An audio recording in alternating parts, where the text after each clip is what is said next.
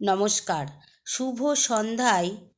উত্তর দিনাজপুর রায়গঞ্জ থেকে আমি রীনা দত্ত হসলা রেডিওর সকল শ্রোতাবৃন্দকে জানাই হার্দিক অভিনন্দন। হাজির হয়েছি আপনাদের বিশেষ বিশেষ কিছু সংবাদ পরিবেশন করে শোনাতে। আজ মঙ্গলবার 15ই আষাঢ় 1433, 2026, 30শে জুন। প্রথমেই শুনুন 30শে জুনের বেশ কিছু গুরুত্বের কথা। প্রথমত, আজ হুল দিবস। সিধু কানুহ মুর্মুর নেতৃত্বে ব্রিটিশ শাসক ও শোষক মহাজনদের বিরুদ্ধে এই দিনে ঐতিহাসিক সাঁওতাল বিদ্রোহের সূচনা হয়েছিল। দ্বিতীয়ত, বিশ্ব সোশ্যাল মিডিয়া দিবস। আজ বিশ্ব যোগাযোগের মাধ্যম হিসাবে এই দিনটি উদযাপিত হয়। তৃতীয়ত, আন্তর্জাতিক রবীন্দ্র কাব্য পাঠ দিবস। আজ ভক্তরা কবিগুরুর সাহিত্য ও কবিতার প্রতি শ্রদ্ধা জানাতে এই দিনটি উদযাপন করেন। এখন পাঠ করছি গুরুত্বপূর্ণ খবরের শিরোনাম। বিধানসভায় পাশ হলো গুন্ডা দমন বিল। 2রা জুলাই মন্ত্রিসভায় পেশ হবে অভিন্ন দেয়ানিবিধি বিল। আজ দোহায় আমেরিকা ইরান বৈঠক। শেষ মুহূর্তের রূপকথা। দক্ষিণ আফ্রিকাকে হারিয়ে শেষ 16তে কানাডা। মাহেশে 630 বছরের মহাস্নান। অভয়ার নামে নামাঙ্কিত হবে আইএমের প্রেক্ষাগৃহ। ভূমিকম্পে বিধ্বস্ত ভেনেজুয়েলার পাশে ভারত। মহারাষ্ট্রে সমুদ্রের বুকে গড়ে উঠবে দেশের প্রথম বিমানবন্দর। 90 দিনে 7,500 কিমির সাইকেল সফর। সোনার দামে পতন, আতঙ্কে গয়না বিক্রির হিড়িক। ইস্কনের সব পদ থেকে অপসারিত রাধারমণ। চলতি বছরেই ফিরছে বাংলাদেশের সাবেক প্রধানমন্ত্রী শেখ হাসিনা। আরও থাকছে খেলার খবর, আবহাওয়ার খবর। আসছি বিস্তারিত খবরে। তৃণমূল আমলে রাজ্যে দেদার লুটপাট আন্দোলনের নামে সরকারি সম্পত্তি ধ্বংস থেকে তোলাবাজি, দাদাগিরিতে অতিষ্ঠ রাজ্যবাসী। এই আবহেই সোমবার বিধানসভায় ধ্বনিভোটে পাশ হয়ে গেল Paschimbanga public safety and control of anti social activities bill 2026, সংক্ষেপে গুন্ডা দমন বিল। মুখ্যমন্ত্রী বলেছেন, ভদ্রলোকদের চিন্তার কারণ নেই, এই আইন দুষ্কৃতীদের ঠান্ডা করবে। 2রা জুলাই মন্ত্রিসভায় অভিন্ন দেয়ানিবিধি বিল পেশ। পশ্চিমবঙ্গকে আধুনিক ও সমতার ভিত্তিতে গড়ে তোলার লক্ষ্যে রাজ্যে ইউনিফর্ম সিভিল কোড বা অভিন্ন দেয়ানিবিধি কার্যকর করার পথে বড় পদক্ষেপ নিল রাজ্য সরকার। মুখ্যমন্ত্রী শুভেন্দু অধিকারী সোমবার সাংবাদিক সম্মেলনে ঘোষণা করেন, আগামী 2রা জুলাই মন্ত্রিসভার বৈঠকে এই সংক্রান্ত বিলের খসড়া পেশ করা হবে। গুজরাট, অসম ও উত্তরাখণ্ডের সফল মডেল অনুসরণ করেই এই বিলের খসড়াটি তৈরি হয়েছে বলে তিনি জানিয়েছেন। আজ দোহায় আমেরিকা ইরান বৈঠক। টানা কয়েকদিনের সামরিক উত্তেজনার পর আপাতত সংঘর্ষ থামাতে সম্মত হয়েছে আমেরিকা ও ইরান। দুই দেশের প্রতিনিধিরা মঙ্গলবার কাতারের রাজধানী দোহায় বৈঠকে বসবেন বলে জানা গিয়েছে। হরমুজ প্রণালী নিয়ে তৈরি হওয়া অচলাবস্থা এবং সাম্প্রতিক সংঘাতের পরবর্তী পরিস্থিতি নিয়েই মূলত এই আলোচনা হবে। পরের খবর, ফিফা বিশ্বকাপ নিয়ে। 2026 ফিফা বিশ্বকাপের রাউন্ড অফ 32-এর নকআউট পর্বে লস অ্যাঞ্জেলস স্টেডিয়ামে মুখোমুখি হয়েছিল সহ আয়োজক কানাডা এবং টুর্নামেন্টের অন্যতম চমক দক্ষিণ আফ্রিকা। নির্ধারিত 90 মিনিট পর্যন্ত ম্যাচটি গোলশূন্য থাকায় মনে হচ্ছিল অতিরিক্ত সময়ে গড়াবে খেলা, কিন্তু ম্যাচের 92 মিনিটে মিডফিল্ডার স্টিফেন ইউস্তাকিওর এক অবিশ্বাস্য ম্যাজিকে 1-0 ব্যবধানে জয় ছিনিয়ে নেয় কানাডা। এই জয়ের মাধ্যমে কানাডা তাদের ফুটবল ইতিহাসে প্রথমবারের মতো বিশ্বকাপের শেষ 16 বা প্রি কোয়ার্টার ফাইনালে খেলার যোগ্যতা অর্জন করল।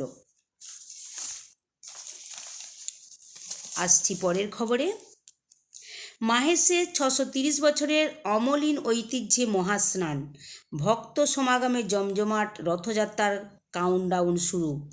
ভারতবর্ষে পুরীর পরে ঐতিহ্য, প্রাচীনত্ব এবং ধর্মীয় মাহাত্ম্যের নিরিখে যে রথযাত্রার নাম সর্বাগ্রে উচ্চারিত হয় তা হল হুগলির মাহেশ।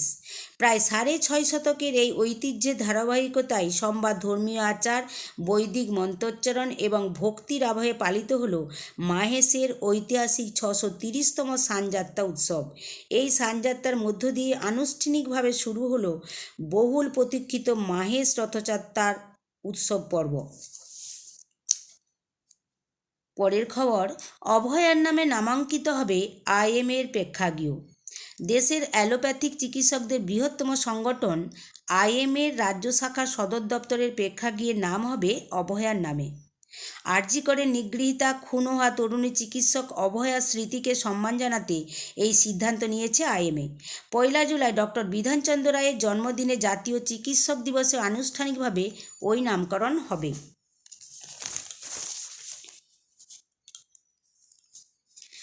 ভূমিকম্পে বিধ্বস্ত ভেনেজুয়েলার পাশে ভারত অপারেশন আমিস্তাদে পাঠানো হলো 66 টন ত্রাণ। ভয়াবহ ভূমিকম্পে বিপর্যস্ত ভেনেজুয়েলার পাশে দাঁড়িয়ে বৃহৎ মানবিক সহায়তা অভিযান শুরু করল ভারত। অপারেশন আমিস্তাদের আওতায় দেশটিতে পাঠানো হয়েছে 66 টন ত্রাণ সামগ্রী, অত্যাবশ্যক ঔষধ, চিকিৎসা সরঞ্জাম এবং ভারতীয় সেনার একটি ভ্রাম্যমাণ হাসপাতাল। রবিবার এই তথ্য জানিয়েছেন বিদেশমন্ত্রী এস জয়শঙ্কর। মহারাষ্ট্রের সমুদ্রের বুকে গড়ে উঠবে দেশের প্রথম বিমানবন্দর। দেশের বিমান পরিবহন পরিকাঠামোয় নতুন অধ্যায়ের সূচনা হতে চলেছে। ভারতের প্রথম সমুদ্রভিত্তিক বিমানবন্দর গড়ে তোলার পরিকল্পনা নিয়েছে মহারাষ্ট্র সরকার। ইতিমধ্যেই প্রকল্পের বিস্তারিত সমীক্ষা প্রতিবেদন তৈরির নির্দেশ দিয়েছেন মুখ্যমন্ত্রী দেবেন্দ্র ফডণবীস।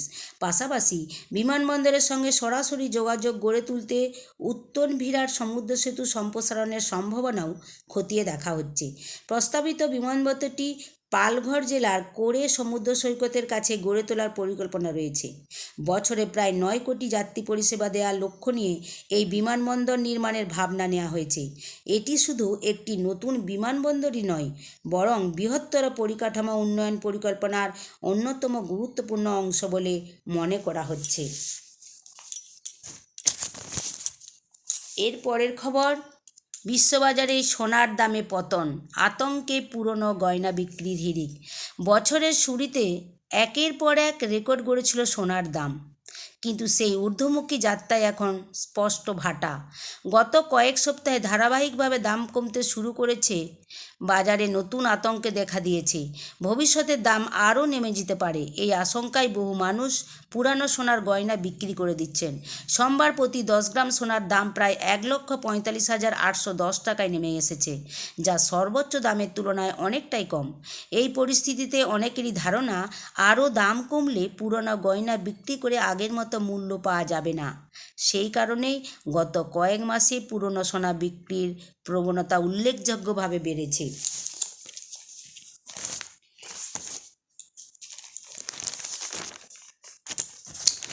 পরের খবর, অ্যাডভেঞ্চার, 90 দিনে 7,500 কিমির বেশি সাইকেল সফর। জেদ, সাহস আর অদম্য ইচ্ছার জোরে 90 দিন সাইকেলে চালিয়ে প্রায় 7,500 কিলোমিটার পথ অতিক্রম করে রাম মন্দির, কেদারনাথ, হরিদ্বার, ঋষিকেশ, বদ্রীনাথ, মুক্তিনাথ সহ একাধিক তীর্থস্থান দর্শন শেষে সোমবার বাড়ি ফিরলেন সুজয় বর্মন। তরুণের বাড়ি আলিপুরদুয়ার 1 নম্বর ব্লকের পূর্ব কাঁঠালবাড়ি পঞ্চায়েতের প্রত্যন্ত গ্রাম যোগেন্দ্রনগরে।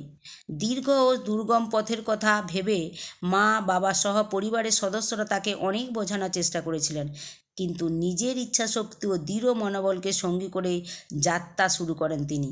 সুজয় বর্মন বলেন, 90 দিনের এই যাত্রা খুব সহজ ছিল না, আবার খুব কঠিনও ছিল না। সাইকেলে তীর্থভ্রমণ করা আমার দীর্ঘদিনের স্বপ্ন। অবশেষে প্রায় 7,500 কিলোমিটার পথ অতিক্রম করে সেই স্বপ্ন পূরণ করতে পেরেছি। আজ নিজেকে সৌভাগ্যবান মনে হচ্ছে। এই তরুণ জানিয়েছেন, চলার পথের সময় বহু অচেনা মানুষ সাহায্যের হাত বাড়িয়ে দিয়েছেন। তাদের সহযোগিতা না পেলে এই দীর্ঘ সফর এত সহজ হতো না। যাত্রাপথে বড় ধরনের কোনো সমস্যার সম্মুখীন হতে হয়নি। কেদারনাথে গিয়ে শুনেছি, ভোলানাথের ডাক না থাকলে সেখানে সেখানে যাওয়া সম্ভব হয় না। আমার বিশ্বাস তিনিই আমাকে ডেকেছিলেন। তার আশীর্বাদেই সুদীর্ঘ পথ পাড়ি দিয়ে নিরাপদে বাড়ি ফিরতে পেরেছি।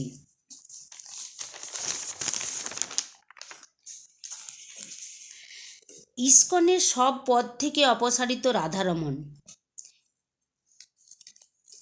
কলকাতা শাখার সহসভাপতি রাধারমণ দাসকে সংগঠনের সমস্ত সাংগঠনিক পদ থেকে সরিয়ে দেওয়া হয়েছে।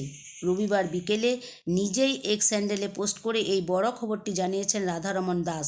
তিনি স্পষ্ট করেছেন যে ইসকন কর্তৃপক্ষ তাকে সমস্ত দায়িত্ব থেকে অব্যাহতি দিয়েছেন। আপনারা খবর শুনছেন হসলা রেডিও থেকে। এখন খেলার খবর। ভূমিকম্পে বিপর্যস্ত ভেনেজুয়েলা পাশে দাঁড়ালেন নেইমার।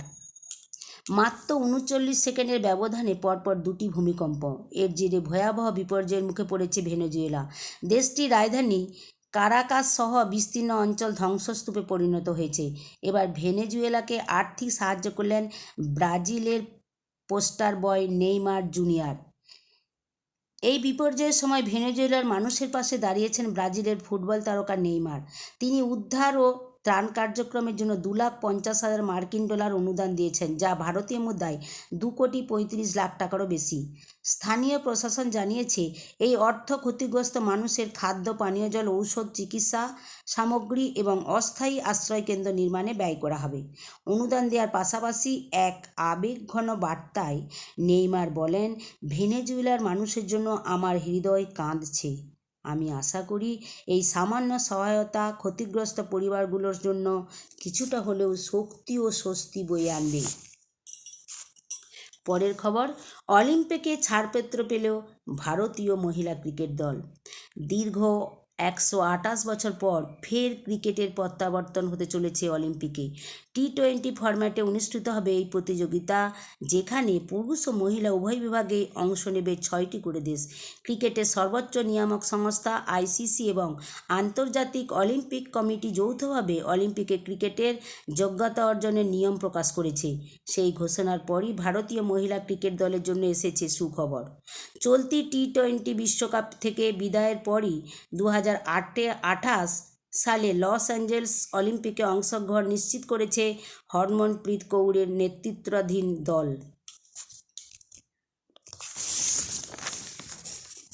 আজ ফিফা বিশ্বকাপের খেলা আছে। আইভরি কোস্ট বনাম নরওয়ে, ডালাসে হবে খেলাটি রাত 10:30। ফ্রান্স বনাম সুইডেনের খেলাটি হবে নিউ জার্সিতে রাত্রি 2:30। মেক্সিকো বনাম ইকুয়েডর খেলাটি হবে মেক্সিকো সিটিতে সকাল 6:30 অর্থাৎ বুধবারে। আবহাওয়ার খবর। আজ উত্তর দিনাজপুরের মেঘলা আকাশ, মাঝে মাঝে বৃষ্টি চলছে। আজকে সর্বোচ্চ তাপমাত্রা 31 ডিগ্রি সেলসিয়াস, সর্বনিম্ন 26 ডিগ্রি সেলসিয়াস। আজ এখানেই খবর পাঠ শেষ করছি। ভালো থাকবেন। নমস্কার।